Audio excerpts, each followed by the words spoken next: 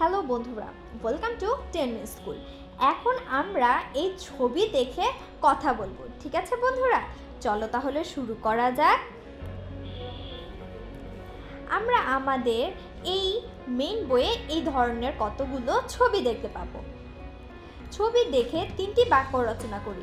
তোমরা এখানে যে তিনটি ছবি দেখতে পাবে, সেই ছবি তিনটি দিয়ে তোমরা তিনটি বাক্য রচনা করবে। এই জন্য এটির নাম হচ্ছে ছবি নিয়ে খেলা।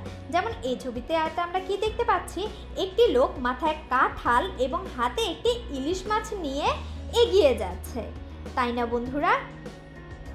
আর কি দেখতে পাচ্ছি? আমরা দেখতে পাচ্ছি একটি মেয়ে আম কুড়োচ্ছে। আর কি দেখতে পাচ্ছি আমরা ছবিতে? একটু ভেবে দেখো তো।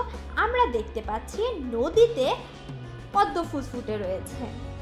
ঠিক তেমনি তোমরা তোমাদের আশেপাশের অনেক ছবি দেখেও এই ধরনের বাক্য রচনা করতে পারো। Thank you.